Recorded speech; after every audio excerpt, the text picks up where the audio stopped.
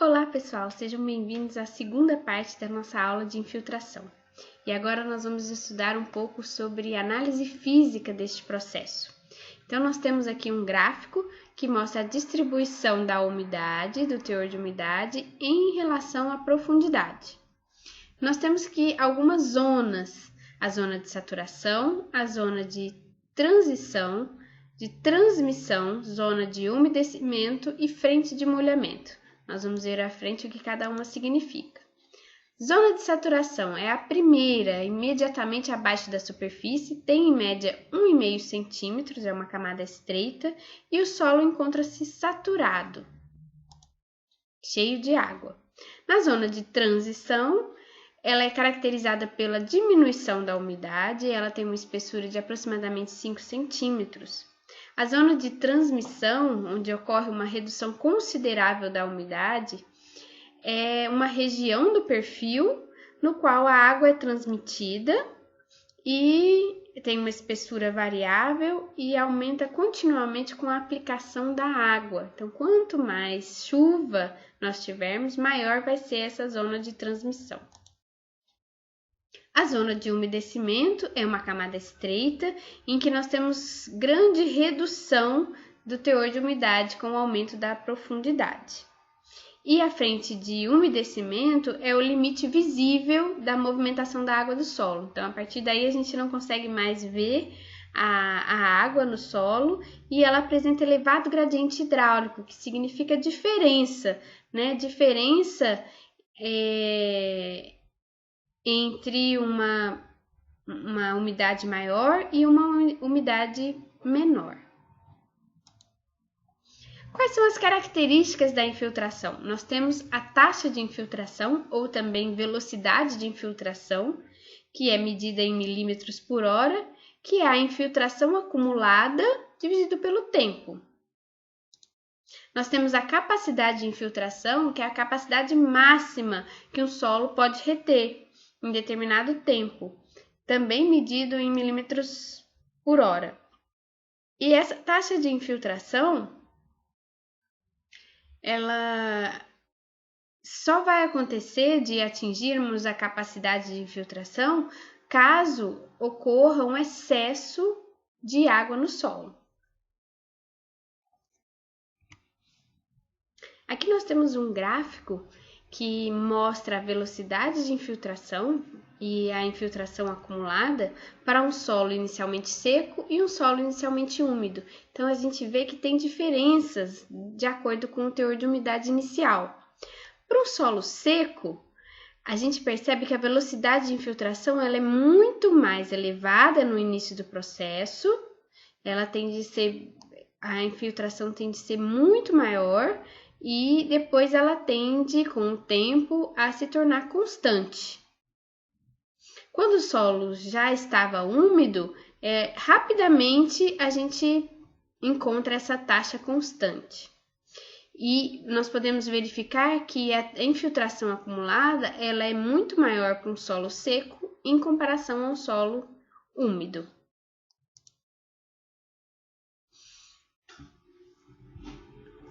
Neste gráfico, a gente vê que a velocidade de infiltração é igual à intensidade de precipitação e quando ela atinge a capacidade de infiltração do solo de armazenar água, a partir desse tempo, que é chamado de tempo de empoçamento, em que a água começa a ficar empoçada, a partir desse ponto nós temos a formação do escoamento superficial. Essa linha é a taxa a velocidade de infiltração e quando ela se torna constante, nós temos que é denominado coeficiente de permeabilidade do solo.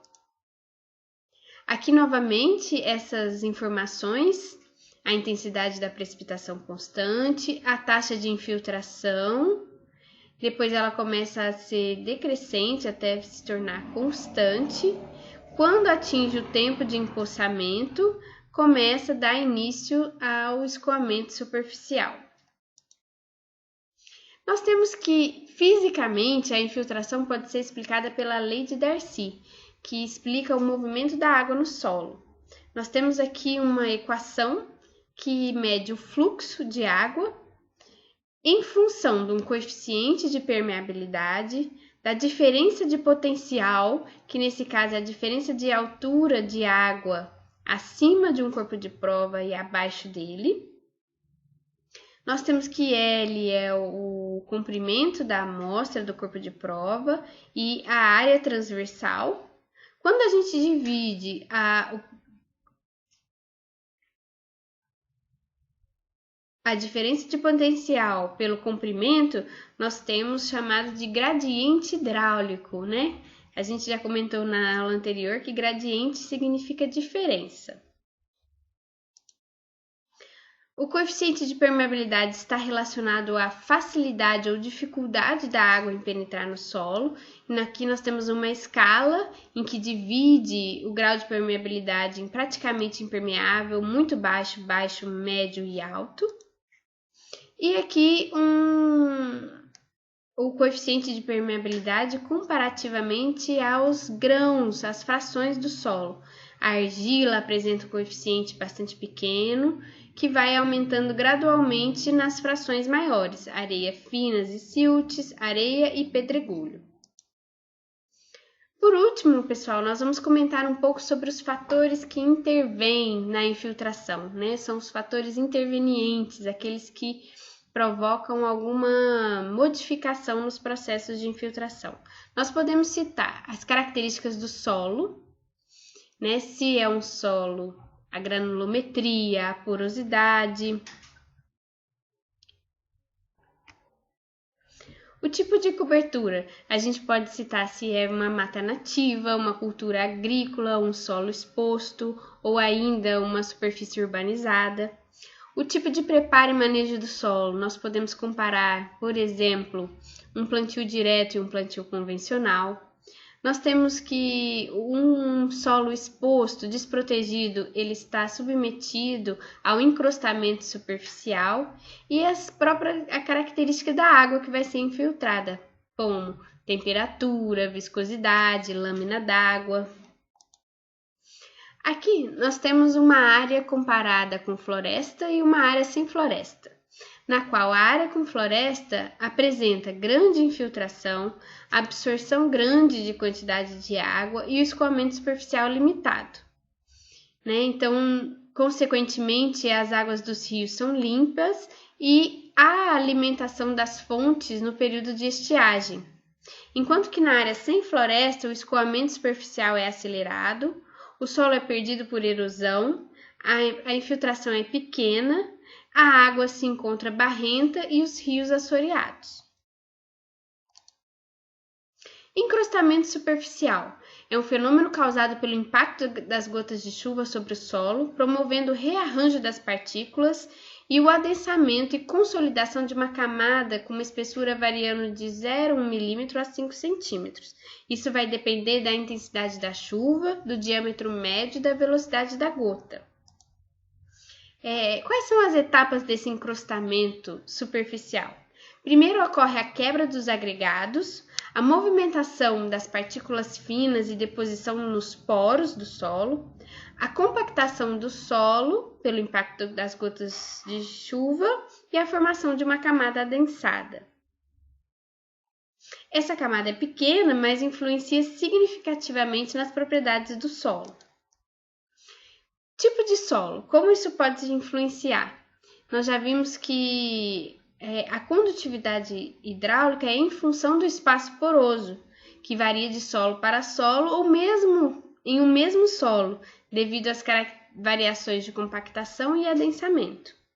Em geral, solos arenosos apresentam grande quantidade de macroporos e solos argilosos menor quantidade de macroporos.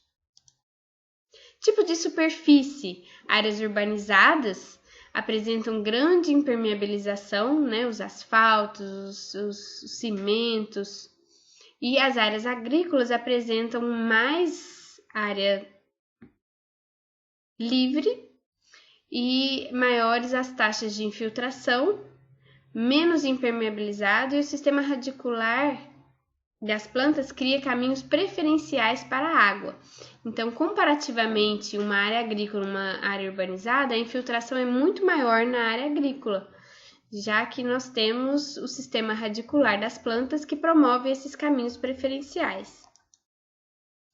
Fazendo uma comparação agora entre plantio direto e plantio convencional. As principais características que diferenciam esses dois tipos de plantio é a remoção da cobertura vegetal e o tráfego de maquinário agrícola. Então, o plantio direto, ele mantém a cobertura e não tem tanto tráfego, enquanto que o plantio convencional retira a cobertura vegetal e apresenta as etapas de plantio com gradagem, aragem do solo. E se a gente comparar as taxas de infiltração, é muito maior no plantio direto e em relação ao plantio convencional, que pode ser que é comparativo a um solo sem cobertura nenhuma. Então, apresentam baixas taxas de infiltração. E aqui uma foto que ilustra, né, o plantio direto, em que a cobertura foi deixada, palhada. Isso aumenta a umidade, a retenção de água, diminui o encrustamento superficial, o impacto das gotas de chuva no solo, que faz com que a velocidade seja menor e aumenta a velocidade de infiltração. E aqui um plantio convencional, em que o maquinário se faz presente, compactando o solo e deixando o solo desprotegido de uma cobertura vegetal. Bom, pessoal, a gente continua num próximo vídeo. Muito obrigada pela atenção de vocês e um forte abraço!